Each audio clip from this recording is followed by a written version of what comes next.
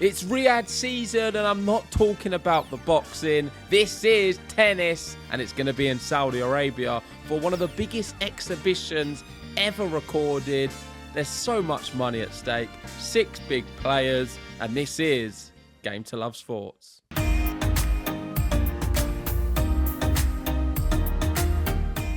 That's right, JG. Riyadh season is finally here in the tennis world. We've had it with the boxing. We just saw AJ recently get knocked out by Daniil Dubois. And now they're moving over from the boxing format into the tennis world. And I said it on the last podcast. I'm going to say it again here. Never have I seen a promotional video as good as this tennis one that we've seen.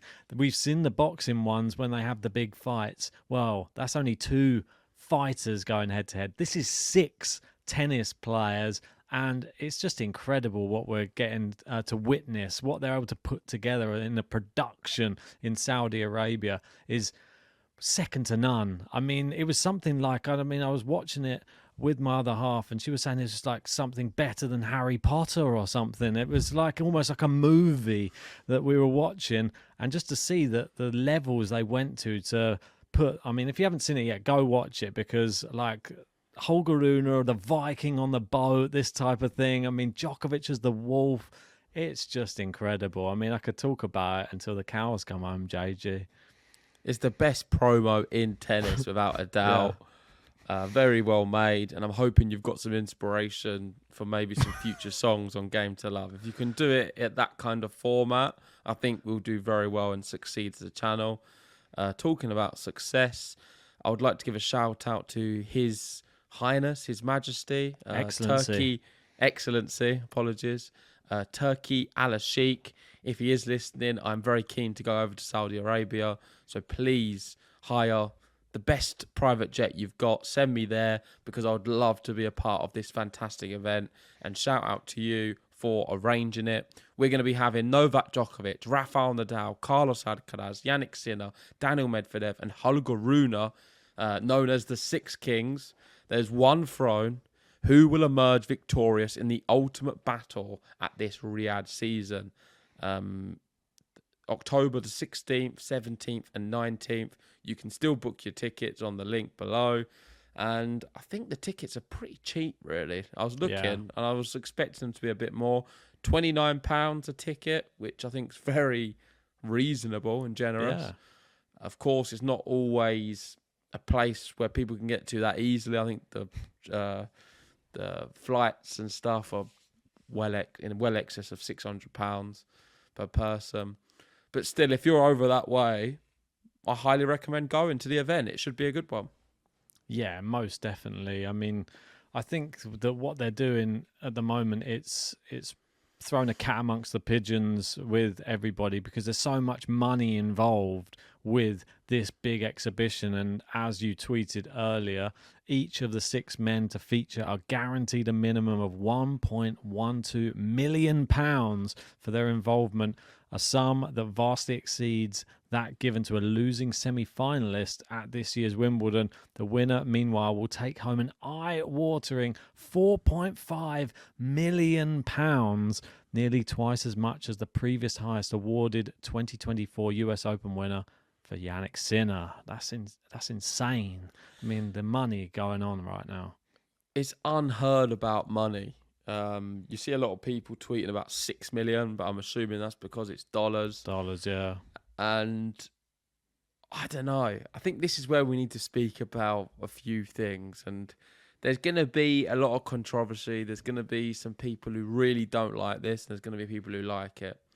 I'm not sure how I feel yet. But if you're just speaking about the money, would you say that this is of detriment to the slams and the whole tour in general, when you've got an elitist group of players who don't have to qualify and are there purely because of their names alone, in a very much private members club to compete against each other, which no one else can come into, and they get paid all of this excess of money, where let's be honest, they probably would miss other events just to make sure this is going on.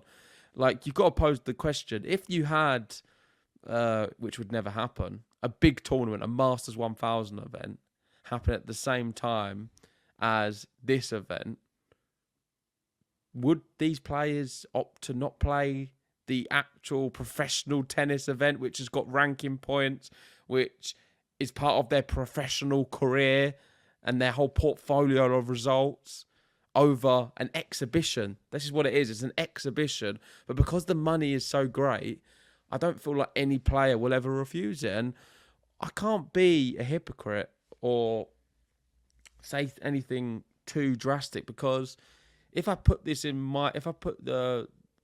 shoe on the other foot and it was me in this situation, I would definitely go for the money. Well, exactly. This is the And big so would thing. you. Well, this is it. The money is a big factor, and that's the But one is thing. it terrible for the tour though? It's dividing opinion. This is the problem, because these players, and I know that there's going to be a lot of people out there, I've seen it on Twitter already, which Holger Rune is the main topic of conversation. Obviously, all of the other players there have all won a slam. Holger Rune hasn't. They're questioning his involvement in it. I think he is a very big match player on his day. That's why he's been given it. And he is a little bit controversial as well, which does help to the narrative. Plus, if you go watch that video, I'm telling you, seeing him on that boat coming in with the Vikings, it is incredible. But this type of thing with the money, everything that's getting pumped into it, I'm questioning, like you say, Alcaraz has been coming out and saying, oh, the schedule, the tour, like it's too much. It's a lot for the body to take as a tennis player at this level of the game. And the fact that these players go deep in most tournaments they play.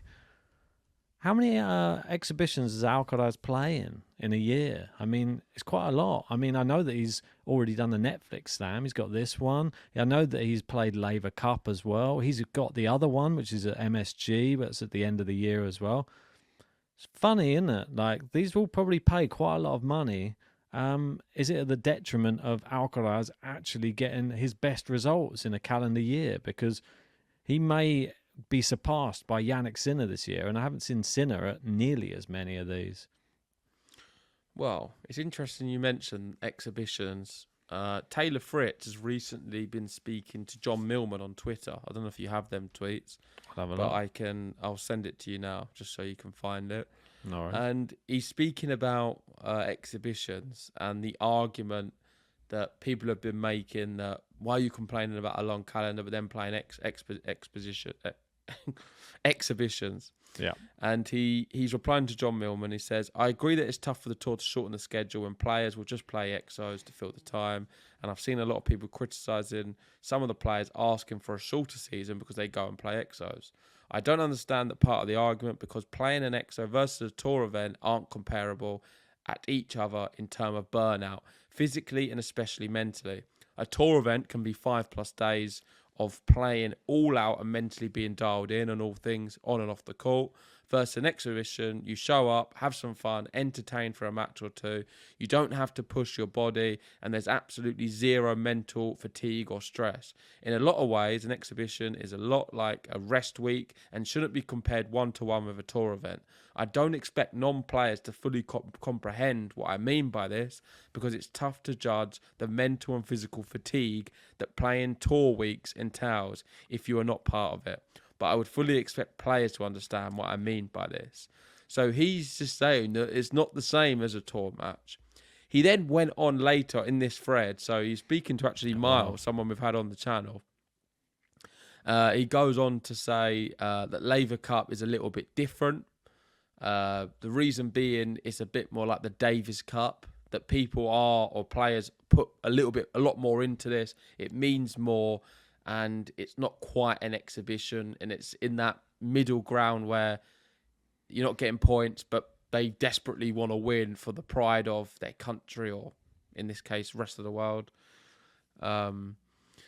With this event, what's coming up, the Six Kings event, I believe it's also in that category of maybe Davis Cup and Laver Cup, not because you're representing a country and you've got all of that, but just purely because of the money alone. Yeah. When it's a difference between a few £1 million, they're playing £1 million matches. Exactly. Like, if you win the semi-final, get into the final, I'm sure you'd probably earn more than £1 million from that situation. I don't know the exact numbers. Exactly. So when there's that magnitude of money at stake, I think it does what's on the line does become a lot bigger. Yeah. And mentally and physically, you have to be there. The reason it's not so much more like a tour event is because there's not going to be many matches. Only a few matches. I mean, Djokovic and Nadal are already into the semi-final. They're already into the semis. It's quite crazy, isn't it, that they're already into the semi-final, and you can see here who they're clearly favouring in this. It's the two legends. The all-time legends are getting a bit of a bump up here, having to play less matches as well, as you'd expect, being in the latter stage of their career. But yeah, I think we can guarantee, in my mind, who they're hoping goes through the other matches. I think they're hoping for a Carlos Alcaraz and a Jannik Sinner. Yeah, but it's just this is the other thing what people aren't going to like. It's a draw, which is fixed. It's a fixed draw and tournament format in order to just get select matches. Yeah. And ultimately, they want Djokovic versus Sinner, and then they want to see Nadal versus Alcaraz. They're probably already working on the Spanish-themed promo for that, and then you've got so much promo for Djokovic since it's been one of the best matches we've seen.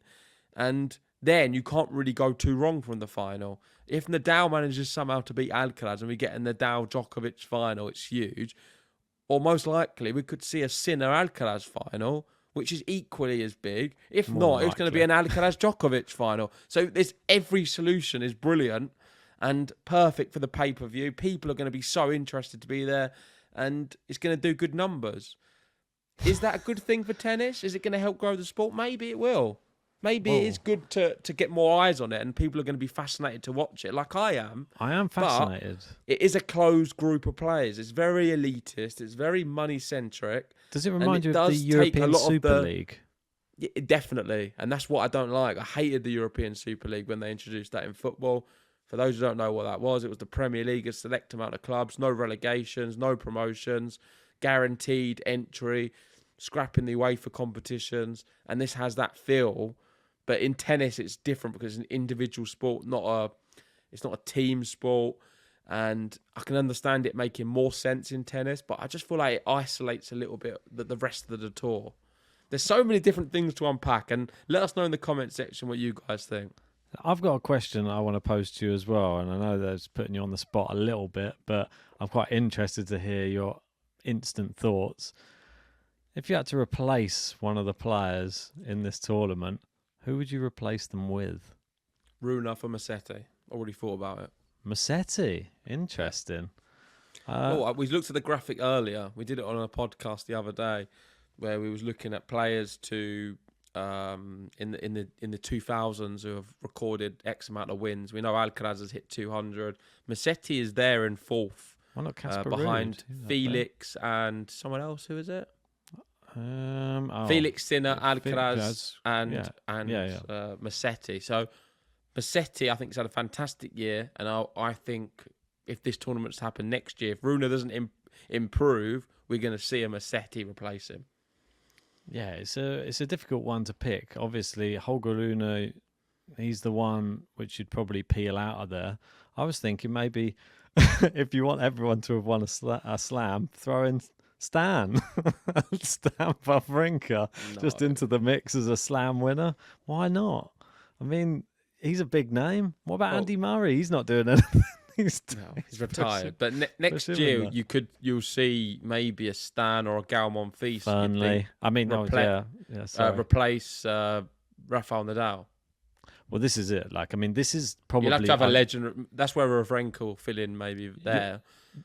It's not going to be forever, this tournament, in this exact same six-player format, because some of those players are going to disappear. How do you know that? Well, no, I know that these players who are playing this year aren't going to be there forever. So how do you know it's not going to be a six-player format? No, I mean, these players aren't going to be the players in this six-player format. So Well, the we know next that six, then. the next 6-player format, are they going to pay as much money? So you're not going to get Djokovic, Nadal, and all the. You might have to. They might be like, well, I'm not going to pay for. Like, well, I'm only paying for Djokovic and Nadal because they've won God knows how many slams between them, and they put all the bums on the seats and they bring all the highlights. They might lower the amount they're spending. You don't know. It's a bit of a money grab, but I'm all up for it because I think this is the perfect time for it. Nadal at the end of his career, Djokovic at the end of his career, the others just coming up, Medvedev in the middle a little bit. I'm excited for it, and I'm actually more excited to see how the whole event sort of like what it all looks like when they actually get on the court, what the arena like. I want to see the dynamic, like all of the things that they normally have at a tennis tournament. Like we get like the World Tour finals, you get all of the like special lighting shows and that type of thing.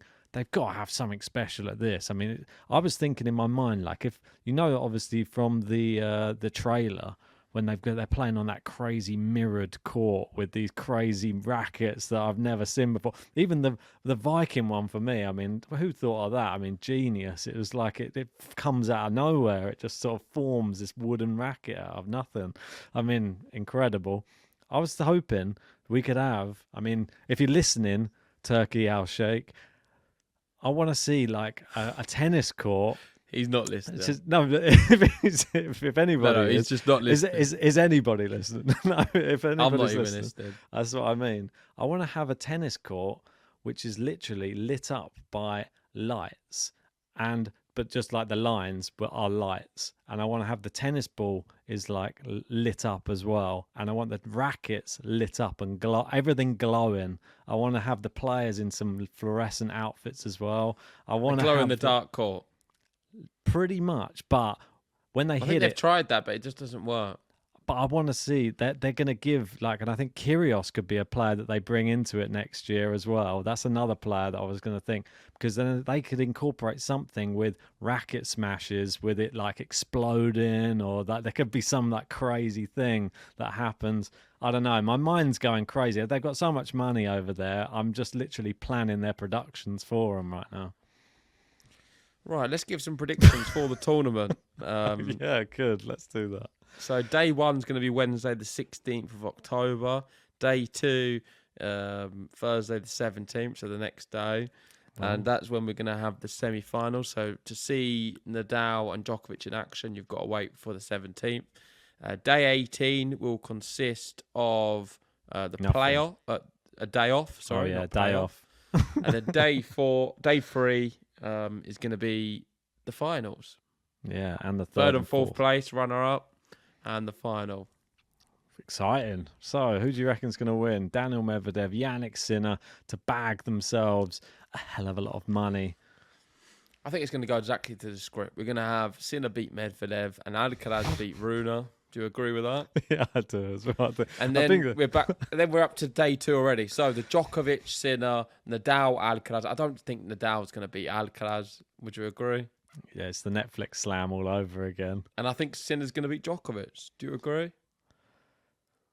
That's the slightly tougher one, but that's the big one. Yeah. I mean, Djokovic. You bear in mind he's not really. He's sort of packed it in for the rest of the year, and he's just doing Shanghai. He could do with a cash though. Oh, like, he'll want a bit of cash.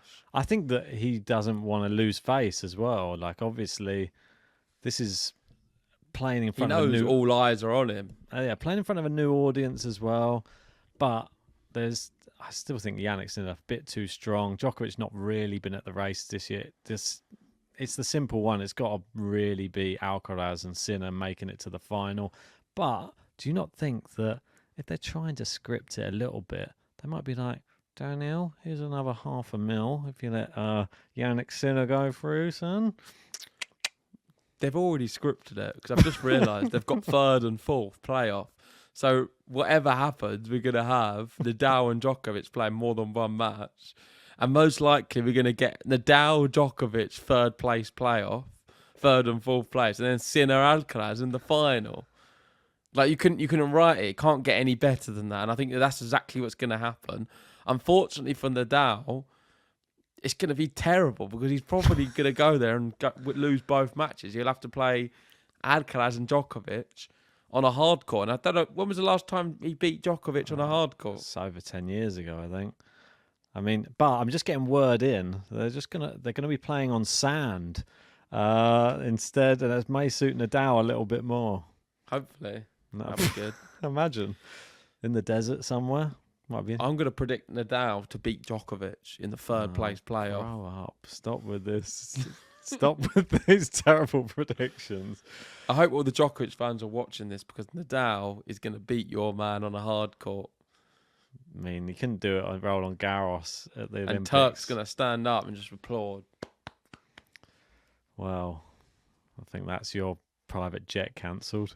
Have you given your predictions or not, Ben? I think Jannik Sinner's going to win it. I think it's just going to be one of those again. He's just going to keep on. In the face of adversity, Jannik Sinner just keeps with the blinkers on. He's just going to be shouting either side. He's like, more money, click, catch that one. Just keeps going forward and keeps winning. I don't think he's going to. I think Alcaraz will win. What? Is that in the script? No. I think Alcaraz will beat Sinner in the final here. That's my prediction anyway. Let us know yours in the comment section below. This is our preview and prediction for the Six Kings exhibition in Saudi Arabia. Let us know what you guys think. What do you make of the event? Do you think it should happen? Do you think it's isolating for the rest of the tour? Do you think there's too much money at stake? Do you blame the players? Do you think they should go? Shouldn't they go? I think it's difficult to refuse. And we're all watching because we're all interested to see exactly what happens. And like Ben said, I agree with the fact that I want to see the spectacle, not just the tennis. The tennis will probably come second to everything else. Yeah. As much as I think we're going to have competitive matches because players are going to want to win and make these millions of pounds. The whole event in itself is what I'm interested to tune into. They may have some good sort of acts before going on and just a whole cool show. So stay tuned on the channel. We'll be covering as much of it as possible. Anything left to say? No, just bring it on, and I hope that they've got another trailer coming up because that one it's got my taste buds going. Why don't you make one? No, I couldn't do. I'd literally embarrass myself after watching that. It was like watching. Why a don't you do a blockbuster. Six Kings song? I might do for the winner, Rafael Nadal. Send it to his excellency. Could this be Rafael Nadal's retirement tournament? My prediction is Rafael Nadal will win at least one match, and I think it's going to come against Novak Djokovic. Let's go. Thanks for watching, and I'll see you soon.